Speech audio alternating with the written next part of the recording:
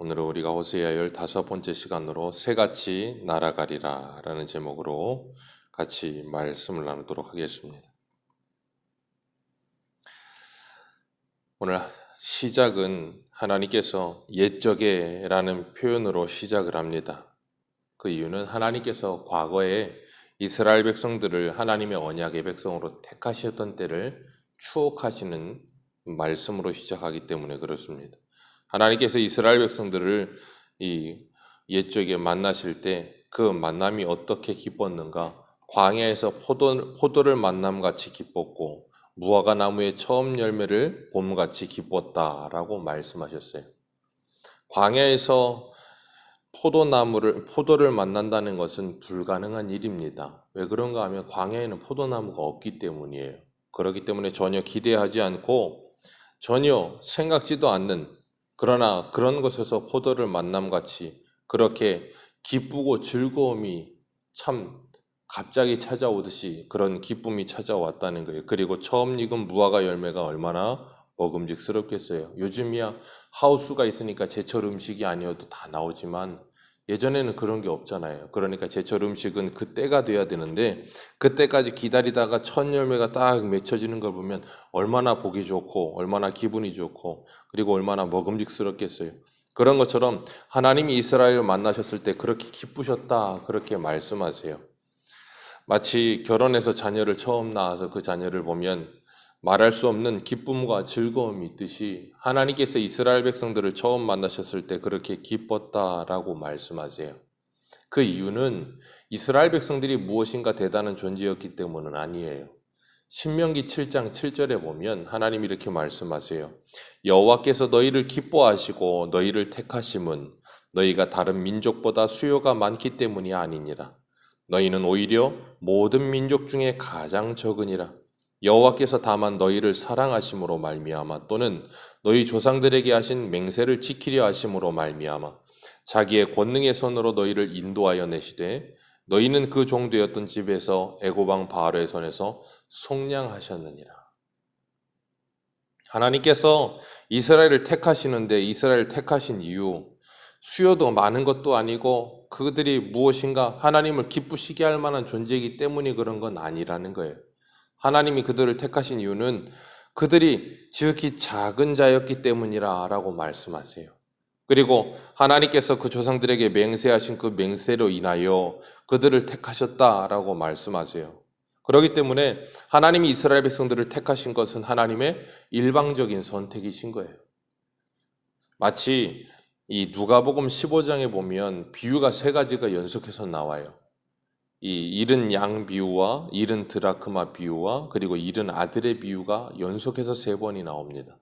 거기에서 중점이 되는 건 무엇인가 하면 주님께서 99마리 말고 잃어버린 한 양을 찾으러 가세요.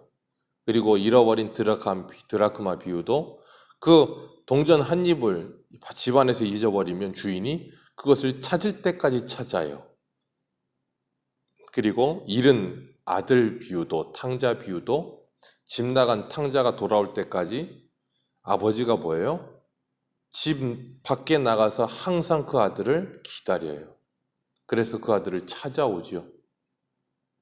그런 것처럼 하나님의 은혜로 말미암아 구속함을 받은 이스라엘 백성들이 하나님의 일방적인 은혜 가운데 이런 은혜를 받았, 이런 구원을 받았다라는 것을 하나님이 말씀하시는 거예요. 그리고 하나님이 그들이 아무런 기쁨의 대상이 될 만한 존재가 아님에도 불구하고 그들을 기뻐하셨고 그들을 사랑하셨어요. 그렇게 하나님의 놀라운 은혜를 받았음에도 불구하고 그들의 상태는 어떤가 하면 우리 10절 말씀 같이 읽겠습니다. 시작. 만나 광야에서 포도를 만남같이 하였으며 너희 조상들을 보기를 무화과 나무에 처음 맺힌 첫 열매를 봄같이 하였거늘 그들이 바알부올에 가서 부끄러운 우상에게 몸을 들이므로 저희가 사랑하는 우상같이 가증하여 줬도다. 하나님이 그들에게 그렇게 크게 은혜를 베푸셨음에도 불구하고 그들은 뭐예요? 바알부올에 가서 부끄러운 우상에게 몸을 들였다. 헌신했다는 거예요. 몸을 들여 그 사랑하는 우상같이 가증하여 줬다 그랬어요. 이 바알부올이라고 하는 것은 이스라엘 백성들이 민수기에서 광야 40년 중에 이 광야를 돌아다니다가 모압 여인들을 만나요. 모압 여인들을 만나서 그들의 유혹을 받아가지고 그들의 바알들에게 절하고 거기서 음행을 행하고 그런 사건이 있었어요. 그걸 이 바알부올이라고 하는데, 그들이 거기서 우상에게 자신들의 몸을 드려요. 그리고 그 여인들과 음행을 저지르고 바알에게 절하며 자신의 몸을 드립니다. 그게 뭐예요? 헌신이에요. 그러니까 우리가 이 세상을 살아가면서 이 세상에 우리가 좋아하는 것들, 우리가 기뻐하는 것들, 그런 것들에는 우리가 뭐 하는가 하면 내 몸을 드려요. 그래서 내가 좋아하는 무엇인가를 하기 위해서 내 몸을 들여서 그 일을 하잖아요. 그것이 운동이 됐든 일이 됐든 돈을 버는 게 됐든 아니면 다른 무엇이 됐든 거기다가 내 몸을 갖다가 드린다니까요. 그런 것처럼 이 이스라엘 백성들은 이 몸을 드린다, 이 헌신한다라는 표현이 하나님 앞에 나시른으로 자신을 구별하여 자신의 몸을 드린다라는 그 말과 동일한 단어를 써요. 그러니까 하나님께 드려져야 될 몸이, 그래서 로마서에도 보면 너희들의 몸을 죄의 병기가 아니고 의의 병기로 하나님께 드리라 그렇게 말씀하시잖아요. 그런 것처럼 우리가 우리의 몸을 하나님의 영광을 위해 사용하느냐, 아니면 오히려 하나님의 영광과 정반대되는 사단에 의해서 쓰임 받느냐, 언제든지 그렇게 될 수 있다라는 걸 우리에게 보여주시는 거예요. 그러면서 하나님께서 우리가 지금 무엇을 위하여 우리의 몸을 드리고 있는가, 우리가 지금 무엇을 사랑하며 살고 있는가 하는 것을 우리에게 확인시키시는 거예요. 우리가 하나님을 사랑하고 하나님께서 우리를 사랑하신, 이렇게 광야에서 포도를 만남같이 무화과의 첫 열매를 맺으며 기뻐하는 것 같이 우리를 기뻐하시는 그 은혜를 받았다면 우리는 마땅히 그 하나님의 사랑 가운데 감사하며 하나님께 헌신해야 되는 것이에요. 하나님께서 이스라엘 백성들에게 구약에서 이렇게 수없이 많은 말씀들을 주셨어요. 그래서 호세아에서도 하나님께서 그러시잖아요. 내가 너희들에게 1만 가지의 율법을 주었을지라도, 8장 12절에 1만 가지의 율법을 주었을지라도 너희들은 그것을 이상한 것 여겼도다. 이상한 것처럼 여겼다는 말이 뭐라 그랬어요? 상관없는 것으로 여겼다 그랬잖아요. 하나님이 그들에게 레위기에서부터 그리고 그 앞에서부터 수없이 많은 율법들을 주셨어요. 하나님이 이스라엘 백성들에게 율법을 주신 목적은 무엇인가 하면 그들로 하여금 하나님의 사랑과 은혜를 잃어버리지 않게 하기 위한 하나님의 보호장치였던 거예요. 레위기의 수없이 많은 제사법들 얼마나 불편해 보입니까? 그런데 그것을 주신 이유가 뭐예요? 죄인인 인간이 하나님을 만날 수 있는 통로를 하나님이 열어주신 거예요. 하나님이 직접. 그래서 그 제사법을 통하여 하나님을 만나 하나님과 화목하게 되고 하나님과 예배하며 함께하기 위해서, 하나님이 그들 가운데 함께 하시기 위해 찾아오시고 그들에게 나에게 나아오라고 초청하신 거예요. 그러니까 레위기의 모든 율법들을 주신 이유가 뭐예요? 죄인이어서 하나님을 만날 수 없는 그들이 하나님을 만날 수 있도록 하나님의 사랑의 창고로 열어두신 거예요. 하나님이 이스라엘 백성들에게 객과 고아와 과부를 돌아보며 이웃을 사랑하라 그러셨어요. 그러시면서 하나님이 항상 하시는 말씀이 뭐였는가 하면 너희들이 애굽에서 종되었던 것을 기억하라예요. 객과 고아와 과부를 섬기는 게 우선이 아니고 그것도 해야 하지만 그것을 하는 이유는 너희들이 애굽에서 종되었던 존재라는 것을 잊지 말고 그 종되었던 너희들을 구원하신 하나님의 은혜를 기억하여 그 은혜 가운데 감사함으로 헌신하여 이웃을 사랑하여 객과 고아와 과부를 돌아보라는 거예요. 그러니까 그것을 행하는 게 목적이 아니고 그것을 행하기 이전에 하나님의 사랑을 다시금 내 안에 확인시키며 내 안에 그 기쁨이 넘치게 하셔서 이 일이 되어지게 하시는 게 하나님의 목적이에요. 그런데 그 하나님의 의도와 하나님의 뜻을 알지 못하면 율법은 뭐가 돼요? 무거운 짐이 되는 거예요. 그래서 예수님이 요한복음에 뭐라 그러세요? 너희가 나를 사랑하면 나의 계명을 지키리라. 그건 무거운 짐이 아니고 가벼운 짐이 되는 거예요. 주님이 주시는 짐으로.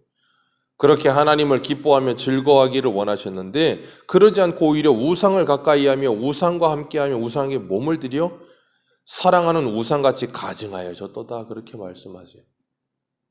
옛말에 금묵자옥이라고 하지요. 이 검은 거 옆에 가가지고 검게 되는 게 당연한 것이지 그렇지 않을 거라고 생각을 한다는 건 말도 안 되는 일이에요.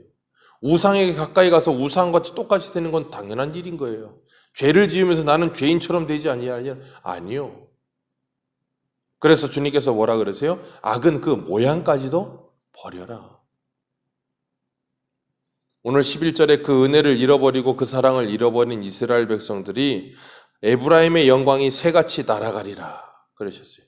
에브라임의 영광이 새같이 날아가리라 하는 말은 뭐냐면 하나님의 은혜와 하나님의 임재, 그것이 한순간에 확 날아가 버린다는 거예요. 새처럼. 그것이 떠나가 버리면 그들은 뭐 하는가 하면 한순간에 망하는 거예요. 그래서 12절에 뭐라 그러세요? 12절 하반절에 내가 그들을 떠나는 때에는 어떻게 해요? 새같이 날아가서 그들을 떠나는 때에는 그들에게 뭐가 미치리라 그러세요? 화가 미치리라. 하나님이 그들을 떠나버려 화가 미치는 게 그들에게 가시적으로 드러나는 게 무엇인가 하면 이 북이스라엘의 멸망이에요. 아수르에 의해서 북이스라엘이 멸망당하는 거예요. 호세아 시대 때가 호세아 1장 한번 볼까요? 호세아 1장에 보시면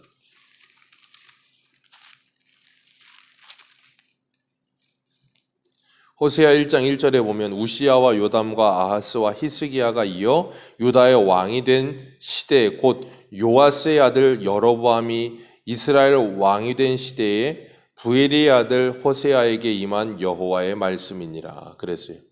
이 히스기야 때 이 북이스라엘이 아수르에게 멸망을 당합니다. 그러니까 지금 이 호세아는 북이스라엘 거진 언제 때냐면 거의 후반기 때예요. 멸망하기 직전과 같은 때예요. 그런 때 그들에게 하나님이 경고하시면서 뭐라 그러냐면 여호와의 영광이 너희들에게 새같이 날아가리라. 그리고 나면 너희들에게 화가 미칠 것이다. 그 화는 곧 무엇인가 하면 그들에게 가시적으로 아수르의 나라가 멸망하는 것이라고 보여주시는 거예요. 그러니까 가시적으로 눈에 보이게 아수르의 멸망을 당하는데 그 아수르의 멸망을 당하는 것이 중요하지 않고 그 멸망을 당하는 이유가 뭐예요? 19, 17절 같이 읽습니다. 시작. 그들이 듣지 아니함으로 내 하나님이 그들을 버리시리니. 이게 여기까지만 읽습니다. 이게 그들이 에브라임의 영광이 새같이 날아가 버리는 이유예요. 멸망을 당하는 이유예요. 그러니까 나라가 멸망하는 게 무엇 때문이냐? 너희들이 하나님의 말씀을 듣지 않기 때문이다. 그 말은 뭐냐면 하나님의 말씀을 듣지 않는 것이 얼마나 무서운 일인지 아느냐? 그걸 모르니까 가시적으로 나라가 멸망하는 걸 통해 보여주는 거예요. 나라가 멸망하는 것보다도 더 무서운 일이 하나님의 말씀을 듣지 않는 일이다라고 말씀하시는 거예요. 그걸 깨닫지 못하니까 뭐예요? 가시적으로 보여주시는 거예요. 사건을 통해서.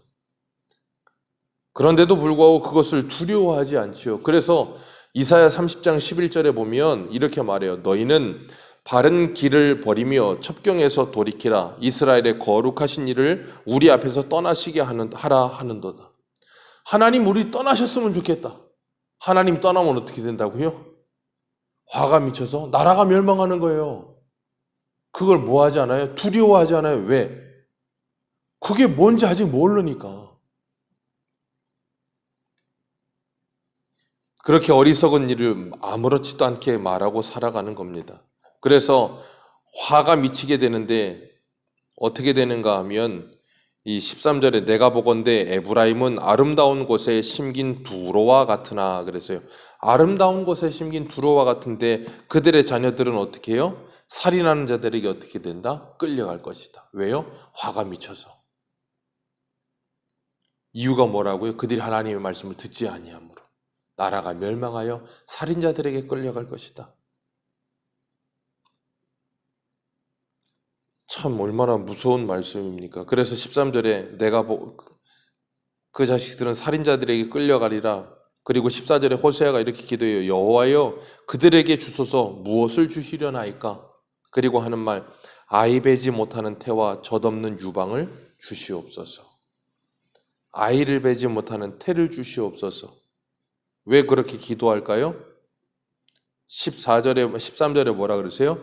그들의 자식들은 누구에게 끌려가요? 살인한 자들에게 끌려갈 것이라. 차라리 그럴 거라면 아예 그냥 뭐 하지 말게 하소서. 아이를 낳지 말게 하소서.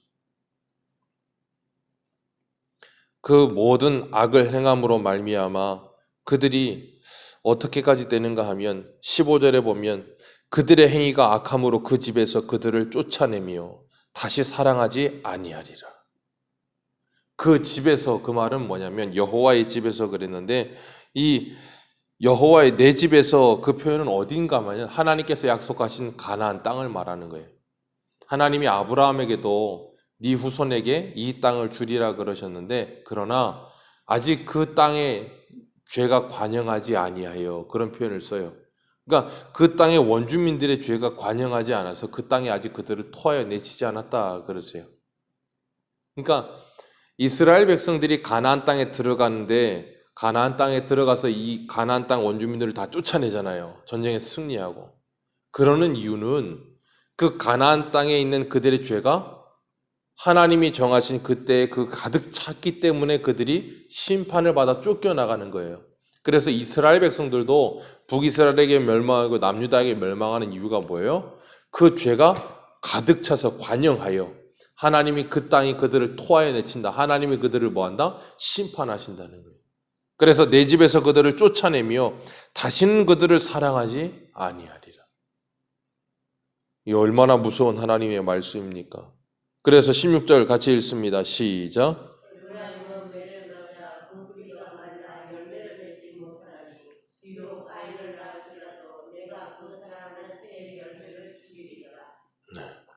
이 모든 일이 무엇 때문에요? 17절. 그들이 하나님의 말씀을 듣지 아니하므로. 이 모든 무서운 심판이 임하는 거예요. 그러니까 우리가 하나님의 말씀을 듣지 않는다는 것이 얼마나 무서운 일인지를 분명하게 알아야 되는 거예요. 아니면 심판이에요. 그런데도 불구하고 사람들은 하나님의 말씀을 듣지 않죠.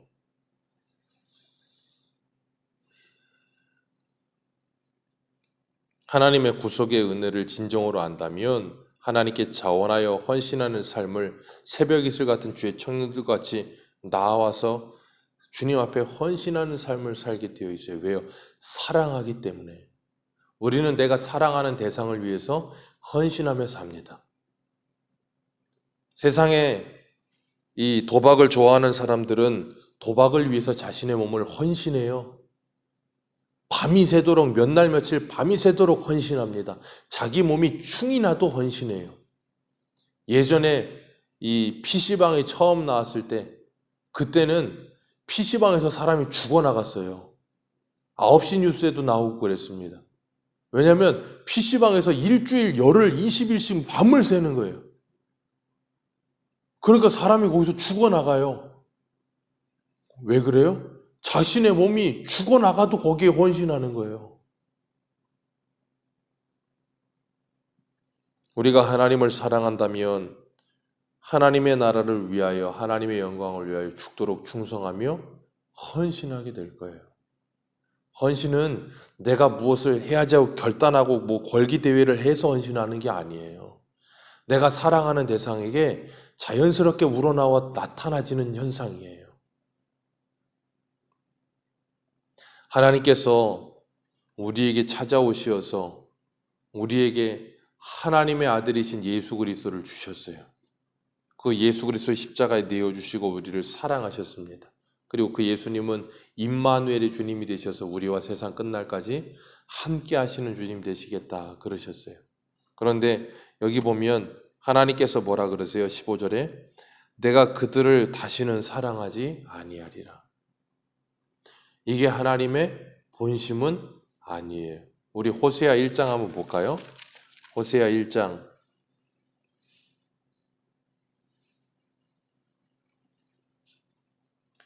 9절.